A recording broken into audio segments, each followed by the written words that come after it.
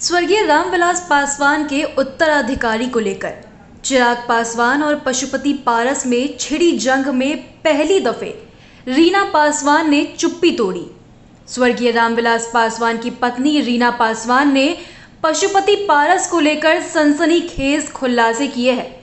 रीना पासवान ने कहा कि रामविलास पासवान के जिंदा रहते हुए पशुपति पारस उन्हें ब्लैकमेल किया करते थे। रामविलास पासवान अपने भाई के कारण घुट घुट कर जी रहे थे।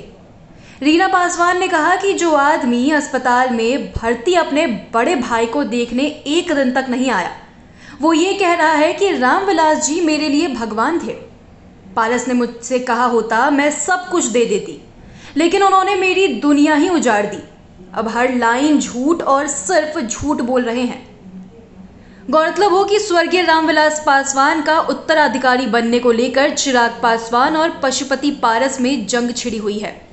इस बीच पहली दफे स्वर्गीय रामविलास पासवान की पत्नी यानी कि चिराग पासवान की मां रीना पासवान ने चुप्पी तोड़ी। उन्होंने रामविलास पासवान और पशुपति पारस के संबंधों को लेकर सनसनीखेज खुलासे किए। रीना पासवान ने कहा कि 44 साल पहले वो पासवान फैमिली में आई थी, उसके बाद सारे रिश्ते तोड़ दिए गए। मेरी पूरी दुनिया रामविलास जी, पारस और रामचंद्र के साथ साथ उनके परिवार तक ही सिमट गई थी। पारस ने मेरी दुनिया ही उजाड़ दी। रीना पासवान ने कहा कि उन्होंने अपनी इस दुनिया को बचाने के लिए क्या क्या नहीं सहा। रीना पासवान ने कहा 2020 में साहब यानी कि रामविलास पासवान की मौत से पहले मैंने देखा था उन्हें घुट घुट कर जीते हुए। पशुपति पारस अक्सर घर पर आकर उनके सामने ऐसी बातें किया करते थे जिससे वो कई दिनों तक तनाव में रहते थे। मंत्रालय में काम कराने के लिए तो कभी पार्टी चलाने के लिए।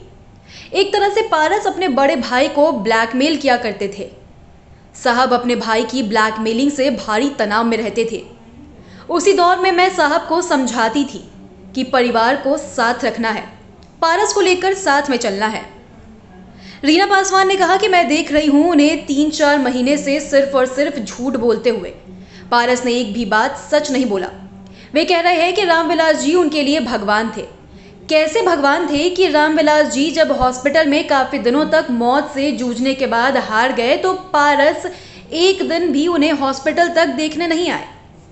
पारस का झूठ मैंने बर्दाश्त किया, लेकिन अब और बर्दाश्त नहीं होगा। रीना पासवान ने आगे बताया कि रामविलास पासवान की 13वीं के बाद पारस ही नहीं बल्कि उनकी पत्नी तक ने उनसे बात नहीं की। जब पारस ने रात के अंधेरे में पार्टी का नेता बनने का दावा किया तो उन्हें कई दफे कॉल किया। पारस ने फोन नहीं उठाया। मैं खुद उनके घर गई लेकिन वो मिलने को तैयार नहीं हुए। उनके बच्चों तक ने फोन उठाना बंद कर दिया। मैं अब्दुल खालिक साहब को उनके घर भेजती थी कि एक बार पारस जी से बात कर ले। पारस जी नहीं माने।